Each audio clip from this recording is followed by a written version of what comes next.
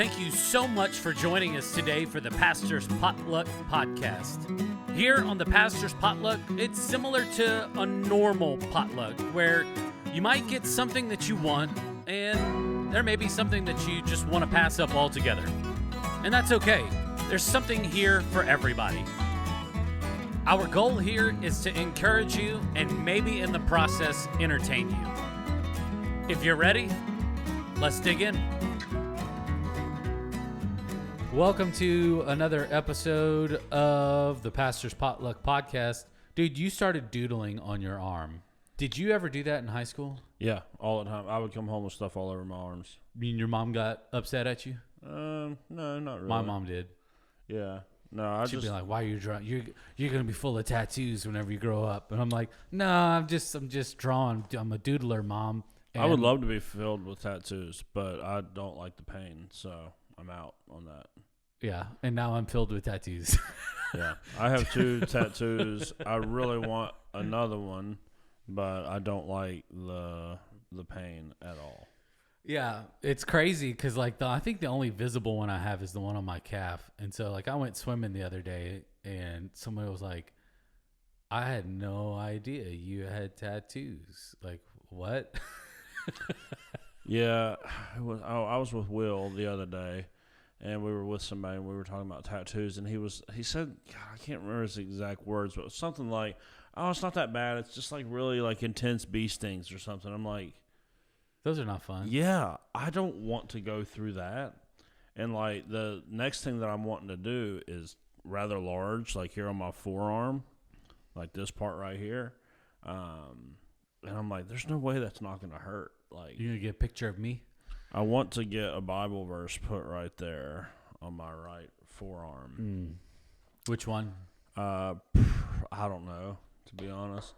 I've always thought I wanted Jeremiah 29:11, and then I'm such a stickler for the fact that the stuff written in the Old Testament was written to Israel, even though that verse is definitely true in the sense that God can do that for anybody that he wants to do it. Yes. That immediate verse is not necessarily meant for just some Western Christian in 2024 in the way that a lot of people make it out to be.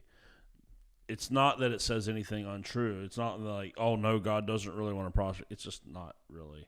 It's a context issue. I'm a stickler about it, and it bothers me.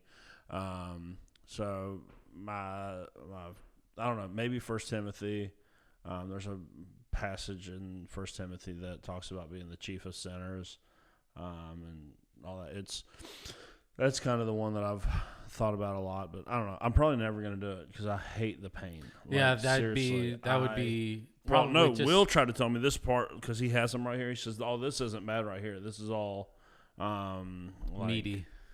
And I'm like, I don't care because I have this one on my wrist right here, and this killed. Yeah. He's like, "Oh yeah, well, there's a bunch of bones and stuff right there that all." I don't care. It hurts so bad. And this didn't take very long. No. And I almost made him stop. I have the one on my shoulder, and I almost made him stop. I got that. What if you'd have just gotten through just the S&M part? Yeah, it wouldn't have been good. I'll tell you that much. I like it. I like that little tattoo though on your wrist. Megan and I wanted matching tattoos, but she got this infinity thing with a cross in the middle of it, and then our initials and our anniversary. And when I looked at it, I was like, "Oh, that's really feminine. I'm not gonna do that." Yeah, but it looks good for you. I said, I just want mine boxy, just put the stuff there. Yeah, I'm still not convinced that guy didn't mess up the spacing of this, but I don't care.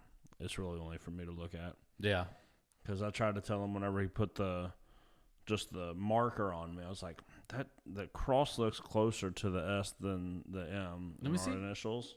Oh, it's a cross in the middle. I just thought it was the little plus sign. And he says, "No, I measured it. It's exactly the same." I'm like, I just disagree. Still to this day, disagree. that cross is above the 9, which is also not right in the center of the whole tattoo. Yeah. But whatever. I'll fall asleep. Any tattoo that I've had, except for the one on the back of my calf. I could not do that. It hurts so bad. Yeah, I fell asleep. Will was trying to tell me there's numbing cream that they can do now. I don't even know that would help me. There's people that are like going. They prohibit it in America, but you can go to like Mexico to like these really awesome tattoo artists or like overseas, and what they do is they put you under in anesthesia. Oh yeah, see, I would do that, and then they just like because they want like say if like a dude wants like a full back piece or whatever. And he just wants it done in just one go. They'll put you under for 12, 14 hours. Oh, no, I wouldn't want to be under that long. Yeah. I'd feel terrible. But even if I had to be out for an hour, I would be cool with that. Yeah, I don't know. I would be fine with that. But, yeah, no, the whole tattoo thing. There will be somebody listening to this that'll be like, oh, my goodness, tattoos. Yeah. Yeah. You don't know the Bible. I love that debate on tattoos. I had a lady, I remember I used to go to the senior living home up here in Southridge. Yeah. And none of my tattoos are really visible. I mean, this one on my wrist. If my hands were like this, like they normally are, you'd never see it. And then the one on my shoulder, you don't get to see unless don't have a shirt on, which isn't very often. So, but she was asking about tattoos, and I told her my views on it. And she goes, you know what? If I had known that, I'd have never came listen to you talk ever. It was like my favorite lady there, too. I was like, oh, wow. I said, so what do you think it means? Like, no, I get it. This is figurative language. I said, but what do you think it means whenever they say that Jesus comes back riding on a horse with his name on his thigh? Yeah. Like, that sounds like a tattoo, right? Unless he's just big into stickers. You know? And nobody I get it. It's symbolic, but do you think that in symbolism for Jesus, he would use something that he has elsewhere said is not permissible? I don't think so. Yeah, so take that if you don't like tattoos. Actually, if you don't like tattoos, that's okay. Yeah. I really like the two that I have. I could definitely get rid of and not care at all. Yeah. I don't like how they feel. I don't like how they like the one on my shoulder. I never took care of. So it's all faded and stuff. I imagine I haven't seen it in years. I don't pay much attention to it. I forget that it's there until like someone that has never like seen me at the pool or something goes like, oh, I didn't know you had that on there. I'm like, oh yeah, I forgot about that thing. Yeah. I did it like literally. I just woke up one day. It's the WV logo, right? Yeah, it's a flying WV with a mountaineer standing on a mountain in the middle of it.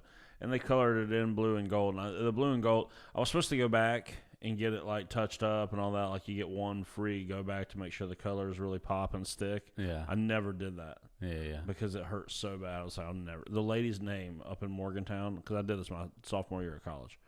The lady's name was Patty. I think it was Patty, the Mistress of Pain. Yeah. And she fully lived up to it. Like when you have those big areas colored in, like she was essentially just coloring my skin with a needle. Like it hurt so bad. I had to have so many breaks. This lady had to be so frustrated with me. Oh yeah. Like she had to be, because I was just taking forever. Like every couple of minutes, oh, I'm sorry, I got to go outside. I was like calling people like, would y'all please come down here and sit with me? Like talk to me, get my mind off of this. Right at the end, I was crying. Really? Yeah, I was crying. And I was like, that's it. I've had enough. And I just kind of broke down.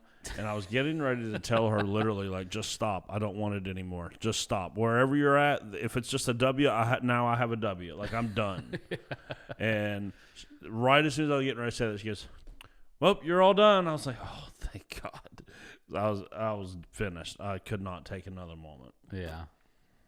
Yeah, I like tattoos. I fall asleep. I mean, it is what it is. Maybe I'm a little jacked up in the mind in that way, but people that say that it doesn't hurt, I just don't believe them. Like, I just don't buy it. So the only times that it hurts, so I have both of my ribs done from pretty much armpit to hip bone. Only times that it hurt was like closer to the armpit and then like really close to like the hip bone. But I don't know. I fell asleep the whole other time. Like this one on this side, which is my doorbell, was 8 hours. total. So they did the outline in 4 hours, and I went back the next day and they did all the shadowing and stuff like that and filling it in. And I fell asleep. And the dude was like, "Hey, you're done." I'm like, "All right, cool." It's like, "Let's get your money now." Yeah, we are finished. Yeah. Well, cool. Yeah, a little Holy Spirit moment last week with the with our topic of waiting, and then Aaliyah was preaching on waiting, and it was a great weekend for content in that sense of just everything kind of just gelling together. And we're continuing with verse 2. Yeah, we didn't make it very far last week, but yeah, that's all right. It was good. We're not going to make it that much farther this week. Yeah, and so just kind of like a recap, we're in chapter 2 of Habakkuk. We went through verse 1, and there's this waiting moment where Habakkuk is waiting on God, and now God is about to give Habakkuk a message to write down. So, yeah, like we left chapter 1, Habakkuk wants to know, even though God's going to use Babylon to exact his judgment upon Israel, will they ultimately get away with the fact that they're a wicked nation as well? Yeah. And so verse 1 of chapter 2, Habakkuk goes, "Listen, I'm going to get up on my watchtower. I'm going to sit here and wait until you tell me what it is, the answer to that question about Babylon." And then verse 2 says, "Then the Lord said to me, write my answer plainly on tablets so that a runner can carry the correct message to others." So the first thing God tells Habakkuk when he's getting ready to answer this question about Babylon is, "I want you to make sure that you write this down." Yeah. And write it down very clearly and very plainly so the way other people can benefit from it. And we actually have this collection of writings because Habakkuk wrote it down. When God told him to write it down, he actually wrote it down. So it was a act of obedience that even preserved the writing of Habakkuk in the first place. Yeah. And I have this little note in the original sermon that we're working off of, that when God speaks, when God moves, when God does things significant in our lives, that we are responsible for sharing those things. And so Habakkuk is getting ready to get a message from God. He is given the responsibility to steward whatever it is that God is getting ready to say to him. And the truth is, all of us in different ways are having these incredible God things happen in our lives. And just like Habakkuk's going to write this down so it can be shared, we too need to share and steward the things that are happening. Yeah. This past Sunday, I was in the recovery point room during first service. And normally whenever I go back there to help them teach, I normally just do a Q&A session with them. And, and they just, they're all so full of questions because they all come from all kinds of different, walks of life, different backgrounds, all this different stuff. And so they're, some of them have theological questions from being raised in the church. Some of them have questions about paganism or whatever it is because maybe that's what they were into. Yeah. And I remember there was a guy that used to go to church here that was real faithful, and then him and his wife got called into mission work. And they went on this huge, couple month long trip. And when they got back, they told we let them on a Wednesday night share about their trip or whatnot. And this guy was in a Spanish-speaking country on a bus with a lady who had some sort of physical ailment, and he shared that he did not have. He's not Spanish speaking. He had not yet undergone that training to the level to be able to have a conversation with a lady that lives in a Spanish speaking country on a bus. But he told us this story that he had this moment on this bus where he knew God was calling him to talk to this lady, but he was like, no way to do that. I don't know Spanish. I don't know it. And that's her native language. But through the power of God, he was able to carry a conversation with this lady in a language that he did not know. Yeah. So this past Sunday, I was sharing that in the recovery point room, and I as I looked around when I was telling the story, it was like their eyes were as wide as you can get, and their jaws are like on the floor. Like, that really happened? Like, yeah, that really happened. Yeah. And so, like, when stuff like that happens in our lives, we are responsible for sharing about it. Like, Aaliyah shared some stories this past week that I could hear just the reaction of people in the room when they heard it. They go like, man.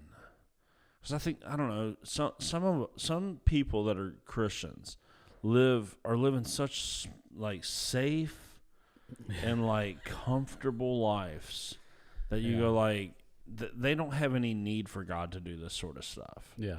But, like, when Aaliyah was telling that story Sunday about how she needed $500 to get her place in seminary held for her, about how she needed $500. She had talked to her grandma, and then God had spoke to her grandma, and then God spoke to someone here at the church, and all of those things come together, and all of a sudden somebody gives Aaliyah $250, and then she calls her grandma to celebrate it, and her grandma said, well, the Lord told me if someone else gave you $250, I'd give you the other $250. And I heard almost like an audible gasp in the room when she shared that. Yeah.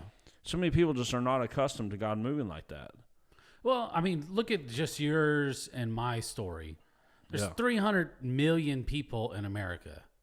How on God's green earth would you and I ever have gotten connected to have a conversation about me accepting the job here in West Virginia and picking up my family from living in Texas? Yeah. Like, that's it. Like, it still blows my mind to this day. Yeah. I look at, I was on a mission trip to Africa. I've told this to several people, but just a way that God's provision works, because we've heard the story of how he's delivered me and healed me from addiction and some, terrible and dark history. But I went on a missions trip to Kenya, and we were going and we were ministering to all these schools. And whenever you think of third world country schools, you think of like just cinder block walls, like, metal roof that's rusted and no desk, like dirt floors. Everybody's just sitting on the ground, and there's just a teacher with like, just like one chalkboard, but there's no chalk, like that type of situation. And so what we did is whenever we got there, we went and bought bottles of deworming medicine to give to the students while we were there, and we were ministering to them and doing our school assemblies and whatnot. And we got to this one school, and they totally miscalculated the amount of kids that were attending the school. We'd bought enough for maybe like 100 kids, but there was like 700 kids. And we were sitting there with just these 2 jars of deworming medicine and just as many plastic spoons as we had. So we would pour a little bit in their spoon, give it to the kid, and then throw that spoon away just to not, be health conscious. People are not taking medicine off of the same spoon or whatever. And the kids are just lined up as far as the eye could see. Yeah. And the guy that I was with, I was in a Christian band at the time, and he just picks up his guitar, and him and I just start singing and just worshiping God while these people are just given the deworming medicine. And everybody that's like seeing what's happening, we're going, there's no way that we have enough. There's no way that we have enough. And I'm telling you, as sure as the sky is blue, by the time we got to the last kid, we were putting the last bit of that medicine on the last spoon that we had to give him. And it was literally a feeding of the 5,000 moment for me. Yeah. And that it was obviously just a God thing. How do you explain, giving, 600 kids medicine with 2 bottles that are the size of like a water bottle? Yeah. And we're not talking just 1 spoon at a time. It was 2 spoons. You had to give them 2 spoons. 1, 2, throw away. Get a new spoon. 1, 2. I mean, you could probably do that with maybe 20 kids on a bottle of water. Yeah. I mean, it was just like multiplying inside the bottle as we were going through it. Yeah. And what's so unfortunate is so many people they're not in any of these situations to where the reason why God worked in the way that he did in Aaliyah's story is because she's putting herself out there in unknown territory to try to go and do what God's called her to do. Yeah. The reason why you got to experience something like that, you're in Kenya trying to do something that God's called you to do. The reason why the two of us end up sitting in a room like this, beyond all chance, is because we're out doing what God has called us to do. And it's not just like truthfully, you're not going to run into very many times in your life if you're just trying to live your Western American dream life, where it's we wake up, everything, plenty of money in the bank, our house is immaculate, our kids are well behaved, they're off to their, activities, I'm off to my job, my wife's off to the country. Where are you ever going to run into a time that you need God to work a miracle in your life? If that's the sum total of what it is. It's just everything is safe. Everything is we don't do anything that doesn't require the power of God. Yeah. And it's because I'm not saying that some of that doesn't sound like our lives. Of course it does. But there has to be something in your life where you go, and this is one of the reasons why I think serving is such a big deal. It's okay, maybe the rest of your life is pretty just safe and comfortable and all right, cool. Well, then choose to serve somewhere in your community or at church. So that you have that one outlet to where you go, okay, God, now I'm operating outside my comfort zone. So now you have to show up. And then you can begin to see God move, which will actually give you confidence to go and to do it even more. Yes. But if you're just out living your nice little safe, quiet, life, and you go to church every once in a while, you don't need a miracle. Yeah. You would be an improper use of a miracle if that's. But these miracles are happening when people. That guy on that bus is him and his wife they had great jobs. Yeah. They had every reason in the world to just keep living the American dream. God goes, I want you to be missionaries. They left everything. They sold their house. They sold everything. Yeah. They're still not back in Charleston. Yeah. They've been called all over the place now. I think they've been called to plant a couple churches along the East Coast. I mean, they've done mission work. It's crazy. Yeah. And if that's not the life that you're going to live, where you at least put yourself out on the limb every once in a while, then this type of stuff you'll go, you'll always be a little skeptical. Well, maybe they had more bottles of medicine than what Jared knew about. And they just didn't tell him, so it looked like that. You'll always be skeptical till you're the one that's living life out on a limb, to where you get to be the one to find out, oh my goodness, God really did come through in that moment. He really did something and we should steward these things and steward these stories, but it will never be a substitute for you actually experiencing God's power in your life. Just one good time, oh wow, this really is real. Aaliyah shared another story on Sunday where she wanted to help Jake figure out a way to tell his story. And she was going to call me and essentially be like, all right, how do we do this? Yeah. And she just felt this prompting, no, if this is what God wants, if God's laid it on Jake's heart, then a door will open for him to do that.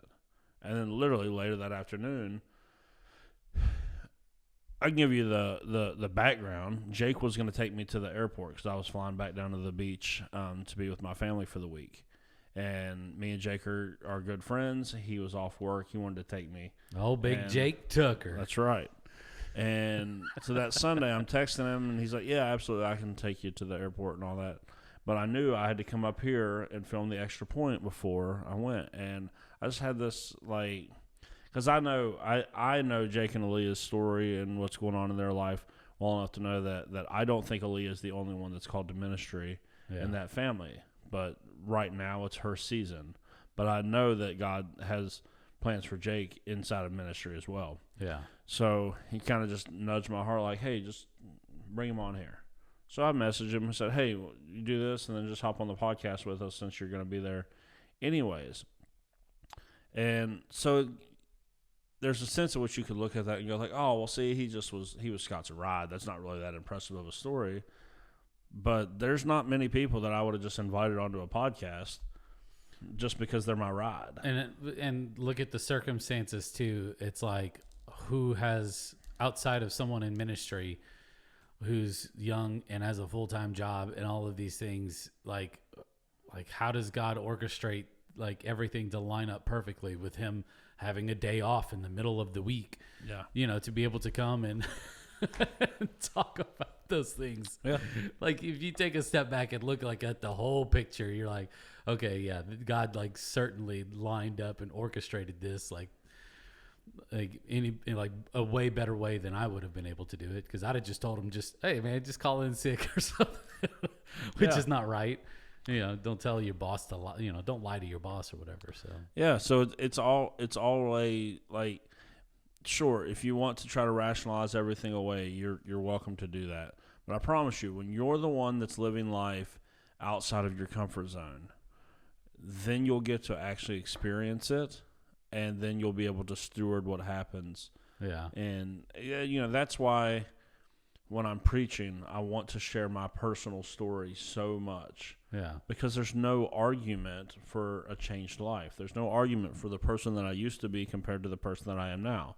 Yeah. And I am like the poster child of that saying, like, thank God I'm not who I used to be, but I'm not yet who I'm going to be either. You know, so don't just look at me where I'm at now. This isn't a finished product in a lot of ways, but I'm also not the person that I was 13, 14 years ago when I gave my life to Christ. Yeah. And so, like I want to use that story of what God did in my life, because that is, he has asked me to steward that. Yeah. And people with stories of how God has saved them and done things in their life have to be, like, those stories have to be shared. Because what happens is whenever you hear stories from other people, it gives you hope that it can happen to you. Yeah. That's what happened to me I've shared this a lot. I was raised in church, but I had just come to, by the time I was in high school probably, I had tried and failed so many times, like the Christian life that I was presented with. I had tried and failed so many times. Like, I guess in my high school brain, it just went like, maybe there's just certain people that can't do this. Yeah. Like, maybe there's just certain people that they honestly are not meant to be Christians, because no matter how hard I try, no matter how many times I go to the altar, no matter how many times I pray, I still get up and I'm still foul-mouthed, wanting to go and look at pornography, wanting to chase after every girl in my high school. I'm still wanting to do all the stuff that I always wanted to do. Nothing ever changed after all these prayers, after all this time at the altar.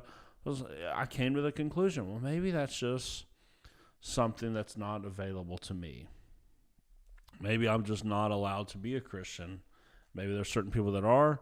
And I'm just one of those. So that's when I finally just was like, all right, I'm done even trying. Like, I'm not even going to put on a show for these people anymore. Like, even have the semblance of, oh, Scott's a good Christian. No. I was just finished with it, because I was like, every time I try, I just fail. Like, I don't think this is for me. And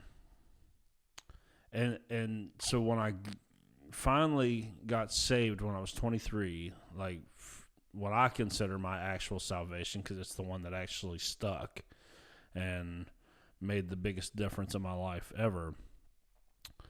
Early on that journey, I had all those same inclinations as earlier. I would just want to run away. Nothing's changing. I still, a lot of ways, feel like the same person. And then I started attending a small group where there was actually two people one that I knew from my old church, but he was 10 years older than me or so. But I knew that he had walked a lot of the same path that I did. Mm-hmm. Was a little bit of a partier and was just kind of, out there. And then another one was actually one of my really good friends that I did a lot of my partying and drinking with during college and shortly after college. But this guy had actually gotten his life together and was coming to church and all this stuff. So when I went to that small group and I heard both of them share about how God had changed their life, like they used to be they had very similar lives to me, but now look where they're at. Yeah. One of those guys is a lead pastor of a church in Knoxville, Tennessee right now. And I went, oh. So if it can happen for him, it really can happen for me if I'll just stay on this thing. I'll just stay on this path. Yeah. And it wasn't till I heard his story that I thought it was possible for me. And that's why you have to go and share the stuff God is doing in your life. Yeah. Because it's not just it gives people hope. Yeah, it like you said, it's a way to say what God has done to you to non-believers, but it's also an edifying experience for the people who are Christ followers. Yeah. It just says, hey, if somebody that is going through the same things that I was going through, like, God can do it. If he did it for me, he could do it for you. He could do it for your family member. He could do it for your loved one. Yeah. If God's provision was good enough for so-and-so, it's good enough for me. Like, if God's healing touch from some physical ailment is good enough for so-and-so, it's good enough for me, or good enough for my loved one. Because so many times we do get in that mindset, this is not for me.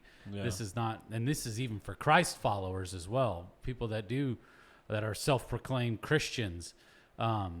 We believe that, we believe the lie of, it's just not meant to happen. Mm-hmm. They got diagnosed with stage 4 cancer. They got diagnosed with whatever, blah, blah, blah. And, it's just, I guess we just got to start planning a funeral. And it's like, no, if God did it for somebody else, he could do it for you. And it's okay to keep on believing and praying and trusting and asking for those things. And if he does it, God Almighty, you better start telling people about it. Yeah. That's what we have to do, is we have to share it. We have to The power of the stories is in hope. That's what it is. Yeah. It's what it's doing is providing hope. This is what happens in verse 3. The conversation continues. This vision is for a future time. It describes the end, and it will be fulfilled. This is the word of the Lord. If it seems slow in coming, wait patiently, for it will surely take place. It will not be delayed. Again, so God goes, write this down, because what I'm getting ready to tell you is for the future.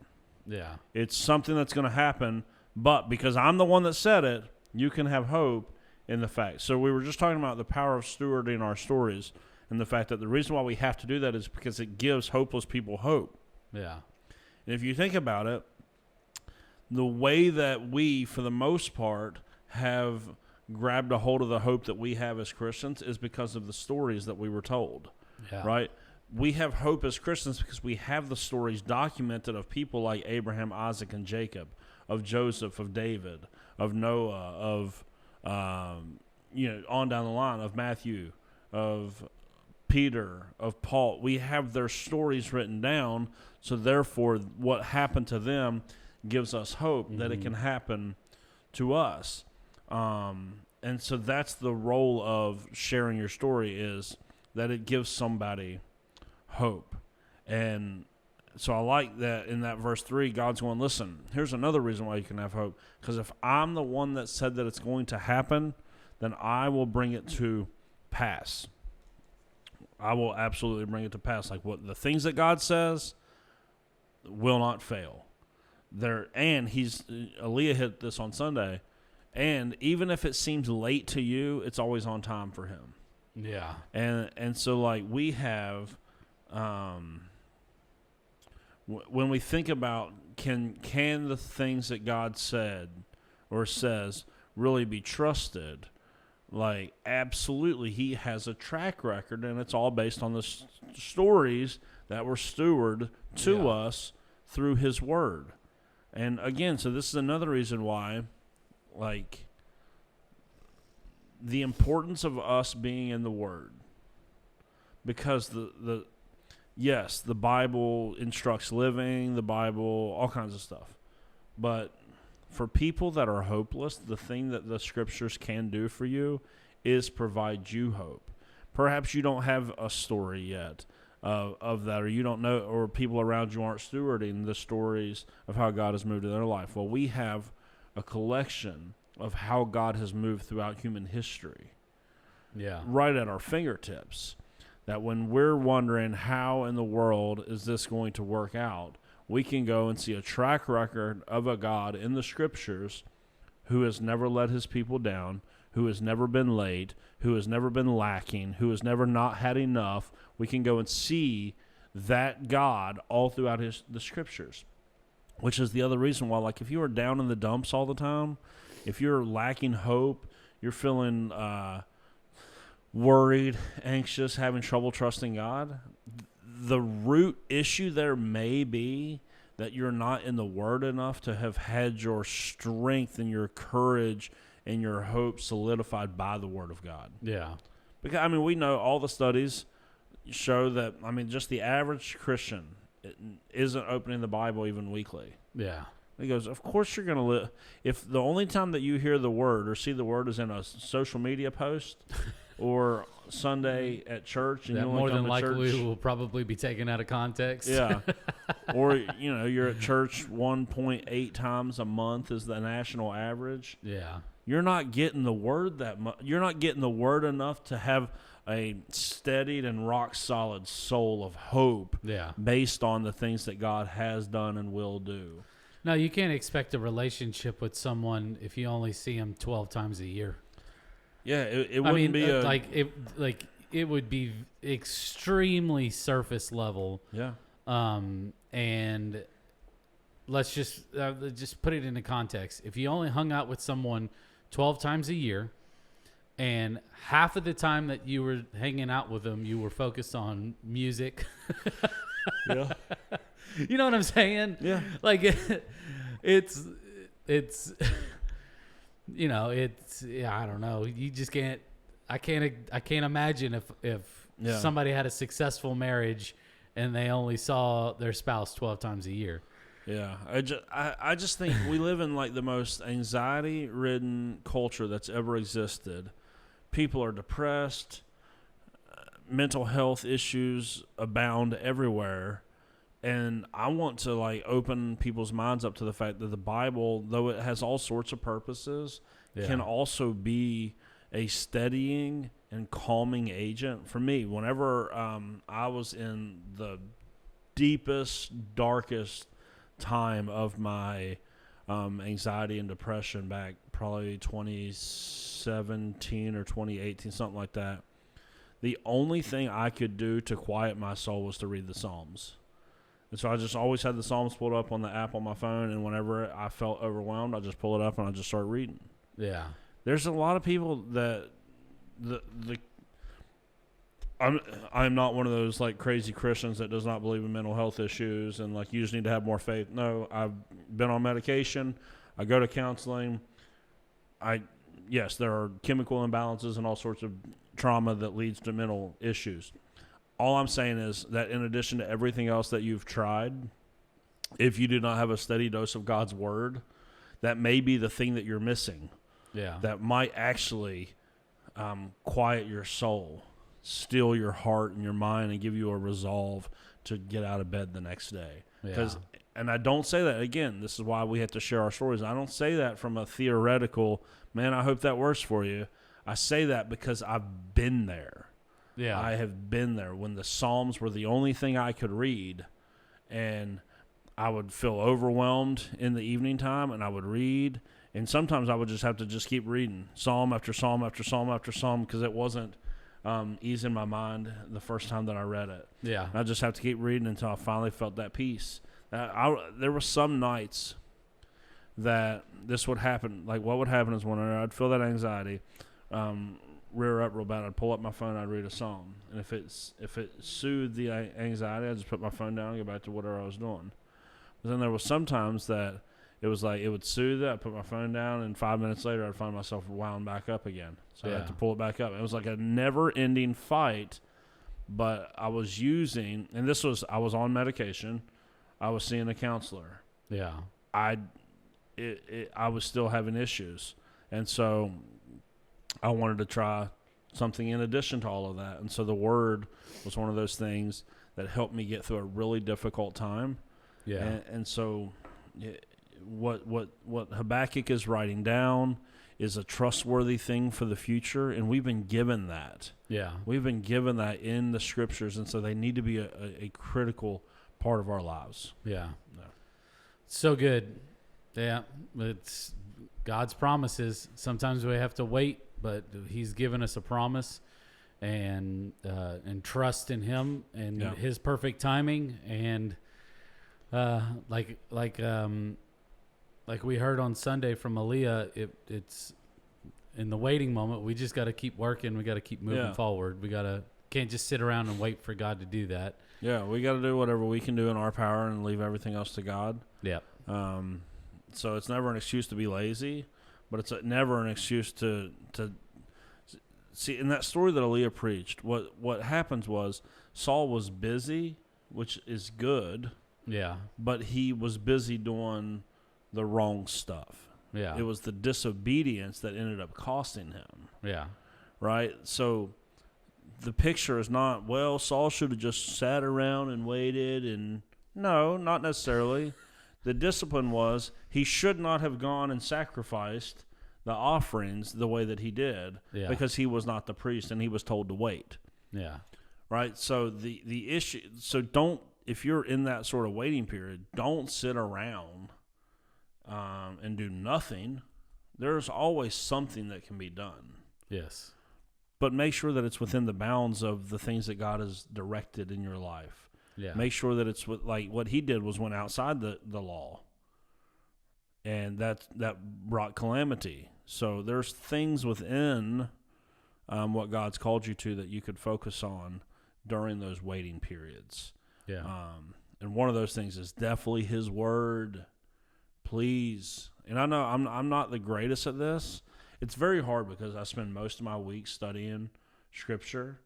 But I know I'm studying to teach, which is different than studying for my own soul. Yeah. And so it is hard for me to try to carve out that discipline.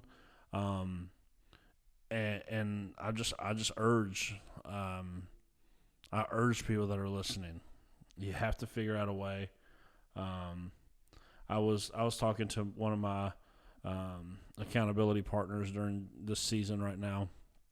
We were talking about my prayer life and my Bible reading a couple months ago, and I told him that it just wasn't where I wanted it to be. And I said, here's why. And it totally sounds like an excuse, but we're all guilty of stuff like this. Like, we all have these excuses that when other people hear them, they go like, you sound ridiculous. Yeah. I told him, I said, well, it's easy to look down on someone whenever you're probably dealing with the same thing. So, and there might be pastors or other people that are, or really super spiritual Christians that are going to hear this and go, I can't believe he just said that. But I told him, I said, it's very easy normally for me, Sunday, Monday, Tuesday, Wednesday, Thursday, when I'm in the office and I'm just in my normal rhythm of life, it's very easy for me to hit my Bible and hit my prayer journal. I normally stay in pretty good rhythm. Just, we'll clearly miss a day here or there, but I said it's really easy. I said, but then what happens to me is Friday and Saturday, because those are our days off. I'm going to wake up on those days, especially during the summer. My kids are going to be home. Things are going to be just, it's like get out of bed and get running for 2 straight days. And so I'll tell them, I'll say, and then by the end of those 2 days, I'll realize I didn't do my prayer journal, I didn't do the scriptures and all that. And I said, it will drag me down so much that I missed those 2 days that then that'll be my excuse for the whole next week to just skip it, to go, look, if you can't do it on your days off, then you're just not, you're not being genuine in this. And so then I'll go a week and a half of just like having, and he goes, Scott, if you can't do it on Friday and Saturday, just do it 5 days a week. Yeah. Just do it 5 days a week. I was like, but like everyone always tells you, do it he said, look, you're a dad with 2 kids, 2 jobs. Your wife has 2 jobs. You coach a travel baseball team. You're on all kinds of different community boards. If you can do 5 days a week, you're doing better than most people. Do 5 days a week. Yeah. And don't sit there and have a guilt and shame party over the fact that you missed Friday and Saturday. Just get back on it on Sunday and get going again. Yeah. I was like, wow. Nobody's ever really said that to me. So I feel like most people would want to shame me for missing Friday and Saturday. And he goes, dude, if that's what you have right now in this season of life, he said, there's going to be a time that your kids are going to be out of your house. Life's going to be different. And you're going to have so much time to sit there and spend with the Lord. Yeah. But right now, the Lord has given you 2 kids to be their dad. Be there for them. Yeah. And so if you're hitting it Sunday through Thursday, praise God. Yeah. Build, and then on Friday and Saturday, find ways that you can incorporate the Lord into. But this whole idea that I had to sit down, it had to be the schedule, and I've got to be like real rigid, and it would make me feel so like just weighed down. Like, gosh, man, you're such a fraud. Like when you're in the office, you do your quiet time, and then on the weekends, you just, you don't ever make time for it and all this. Yeah. It made me feel like a fraud. So then I was like, well, then what's the point? If you don't do it on your day off, then why do you do it whenever you are in the office? Yeah. And then I would go, 10 days and be like, no, gosh, that's so stupid. I got to get back into this. And so it was just the best advice. He goes, in this season, if you got 5 days, then do 5 days. Yeah. And so that's just a long, hopefully encouraging thing to like, look, if you got 5 days to do it, get 5 days in, get 4 days in, get 3 days in, because the average Christian is not opening their Bible weekly. Yeah, if it's any more than what you're currently doing, like you're moving in the right direction. That's the next, we're all about taking our next steps. So if you're at 0 days a week, get to 2 days a week. Yeah. If you're at 2, get to 3. Keep taking your next steps, because there was a time where I was at 0. Yeah. And now most weeks I'm at 5, and I'm good with that, because it's not like on Friday, and all I'm talking about is the discipline of sitting down, reading, and writing. I'm doing 5, because it's not like on Friday and Saturday I'm not having conversations with the Lord, or I'm not praying, when my family gathers for a meal. Like, it's not that. Yeah. Right? It's just, in my mind, I'm supposed to do this thing for, because everybody tells you that. Oh, as soon as you wake up in the morning, you got to have this stuff. It's like, I have failed on trying to do that so much that it literally has led to seasons of my life where I'm just like, I give up. All these pastors I hear talk are like, well, I'll get up at 4 a.m. and I pray until the sun comes up. And I'm like, well, I can't do that, so maybe I should just give up. and it's like, I feel like what God's been teaching me a lot over the last 5 years is like, whatever time you have, give it to me. Whether little or a lot, just give it to me. And everybody's wired different as well. Yeah. Like, I have to constantly change the way that I connect with God. And I'm thinking it's because I have some sort of adult ADHD that I didn't know about ever in my life until recently. Yeah.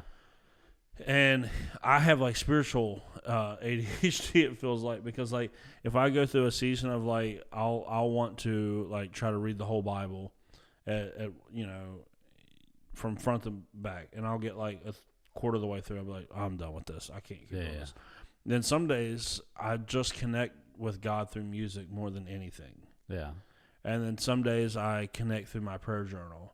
And then some days it's literally, I got out of bed late, I have a meeting right at 9 a.m., I have 2 minutes, and I'm going to just go, God, I'm sorry that I don't have more time, but I just really need you today. I'm thankful that you're with me, and I'm going to keep talking to you as I go throughout my day as much as I can. And it's for every day, it feels like it looks different.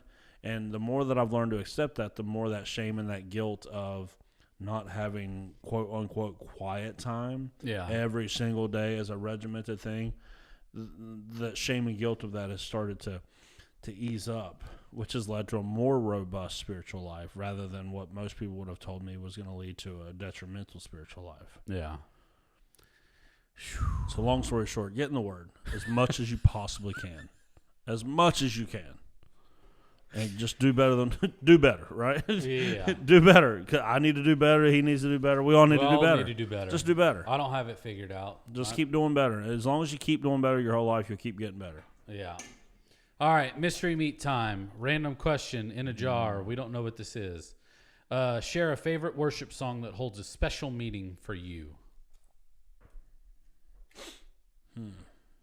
Favorite worship song? Could be just something that you always gosh, there's literally, I could name dozens.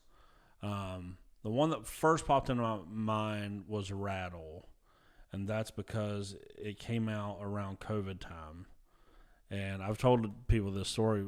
When I used to have to come up here and film my sermons during COVID, I would turn that song on. Yeah, dude, we would blast it in here. As I was walking around, I would sing that song because it was like, I cannot even begin to explain how ridiculous it felt to prepare a sermon every week to preach to a camera that I was not really certain if anybody was going to be watching. Well, the weird thing is you would record it, and then a couple days later, it would go live on Facebook and YouTube and stuff like. And so I'm sitting there, and my kids are like, "Hey, you're on the TV, but you're sitting in the chair. How is this happening?" You know, because they were a little bit younger then. So yeah, it was so weird, and that song was the thing that always, because I am just in every possible way, like I'm a rhythm person, like I want to dance. Like, so when I was in high school baseball, like my sophomore year, I got the same snack before every single game. I was one of the 4 sophomores that made the varsity team. There was 10 seniors. We were ranked 22nd in the nation. I don't know how I got on that team, but I was on that team. I didn't get to play very much. Yeah. My one claim to fame, I was 2 for 2 that year. With 2 errors in the field also, but that doesn't. Were the 2 for 2 for 2. Every game, every home game, it was a light blue Gatorade and a Snickers. I want to. So, I preach after worship. That's what I do. Yeah. So it's like very hard for me whenever someone asks me to come somewhere, and preach if there's no worship beforehand. Yeah. Or if there's like really bad worship beforehand. And so I was trying to come up here and preach to a camera, and I was going, it feels very sterile. Just like I didn't feel like I was going to give it its due that it needed. Because, I mean, people were watching. Like, people were watching every single week, so I can't just phone it in. Yeah. Oh, here's the text. Like, it still needed to mean something to people. And so that song helped get me into the right heart and mind before I would go and preach every week to an empty room. Yeah. Yeah. For me, I don't know that I'll ever stop singing it, and people will probably get frustrated with this, but I remember there was just like this aha moment whenever I would sing Draw Me Close to You. Mm-hmm. And I'm literally singing these words, you're all that I want, you're all that I've ever needed. And every time I sing that, it's just like just a really good spiritual check, good kick in the face of Jesus, are you literally all that I want? Are you literally all that I ever need? I mean, because obviously he's blessed me with, like, you know, a beautiful, amazing wife, 3 kids, 1 foster kid, another foster kid on the way, you know, cars that drive. If all of that were to go away, would I still put my faith and my reliance on Jesus? And I hope that I never have to answer that question. Yeah. You know, because my wife's pretty awesome. Yeah. My kids are pretty amazing. But I hope that if I ever had to cross that bridge, that I would still sing that song, that he is all that I've ever wanted. He's all that I've ever needed.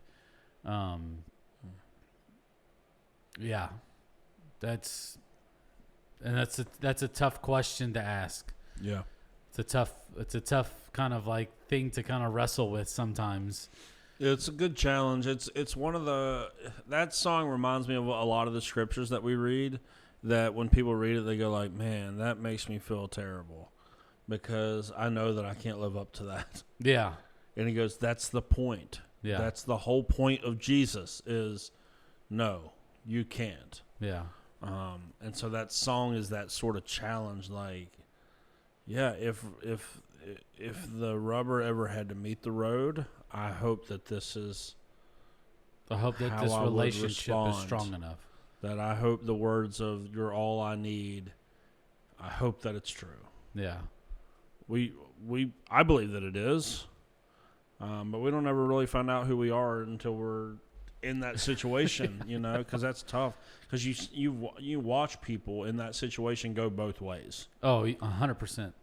Yeah, like we have a good biblical example of Job, where he's like leans into it, but we all know people in life that have lost their faith over the horrible things that have happened to them in life. Yeah, as well. So that's good. I really like that song because for some reason, even though I wasn't a Christian, I loved that era of Christian music. That Michael W. Smith. I don't know who wrote it the first time, but I think I remember him the most. I don't know, that early contemporary Christian music in the 90s and early 2000s, even though I wasn't a Christian during that time, all of that music is very meaningful to me. Shine. Yep. Dude, like I have a playlist that I listened to last week on Spotify. I love just typing in 90s. Yeah. And then, like, what was it? Let me find.